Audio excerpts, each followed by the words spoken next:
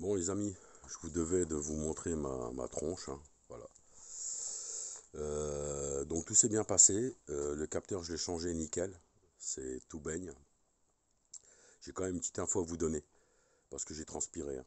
En fait j'ai mis le capteur en place, j'ai eu la chance d'avoir le VCDS prêté par un pote. Donc je suis allé dans les codes défauts parce que la procédure quand même c'est d'effacer le code défaut. De là après il fallait aller dans les groupes de mesure pour voir si le capteur que j'ai mis en place tout simplement, lui il est capable de me dire VCDS tout simplement si le capteur lui il est dans les bons paramètres. Puisqu'il faut qu'en force latérale, en jets latéraux, vous soyez entre moins 1,5 mètres secondes au carré ou à plus 1,5 mètres secondes au carré.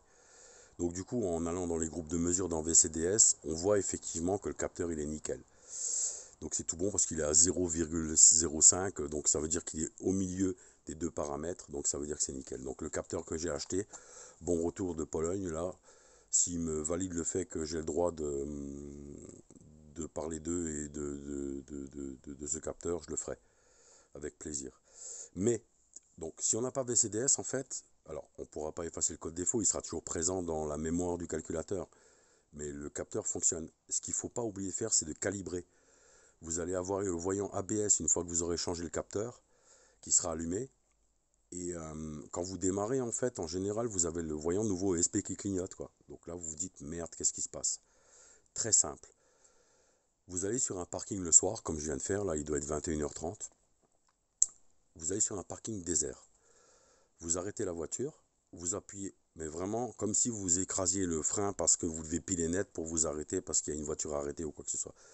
Le voyant ESP, qu'est-ce qu'il va faire? Donc le voyant ABS restera allumé, le voyant ESP va clignoter. Il faut, dès qu'il clignote, vous avez 50 secondes en fait pour faire ce qu'on appelle un apprentissage en fait, tout simplement, hein. C'est comme quand on change les capteurs de volant, etc. Il y a un apprentissage.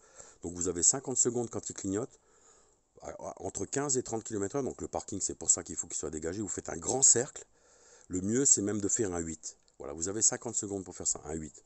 Vous partez, vous faites une boucle à gauche, vous revenez, vous faites une grande boucle à droite. Assez vite, 15-30 km/h sur un parking. Et là, vous avez tout qui s'éteint. Voilà, donc j'ai la chance d'avoir le VCD, je vais effacer le défaut. Mais si vous êtes sûr du capteur qu'on vous fournit, vous n'avez pas VCDS, du coup, voilà. Il faut que le capteur n'ait pas de défaut, celui que vous achetez. Et ben, si vous n'avez pas de VCDS pour dépanner, vous allez sur le parking, vous vous arrêtez, moteur tournant, vous mettez un gros coup de pied sur le frein, hein, vous écrasez le champignon, comme on dit, pédale to the metal, et là le voyant ESP clignote. Et là vous avez 50 secondes pour faire ce grand 8 à grande vitesse, là je dirais, ou un grand virage à gauche, vraiment une boucle, un rond, un cercle, pas un donut non plus, quoi. Et là les voyants s'éteignent. Donc j'ai fait des essais et tout impeccables. Voilà. Je voulais vous partager ça, et bien sûr, lorsque vous changez le capteur, débranchez la batterie les enfants, d'accord? Donc on enlève la masse, le noir en premier, le plus en deuxième. Moi je mets des chiffons autour pour pas que ça touche où que ce soit. Et une fois que j'ai fini, je remets le plus et après la masse, d'accord? On enlève la masse, on enlève le plus, on remet le plus, on remet la masse, d'accord? On enlève le noir, on enlève le rouge, on remet le rouge, on remet le noir, voilà. J'espère que ça aidera quelqu'un, parce que moi j'ai trouvé les infos sur le net, il y a des gens qui sont super sympas. Donc moi, ayant tout fini, j'ai vu le voyant ABS allumé et ESP quand j'appuie sur le frein qui clignotait.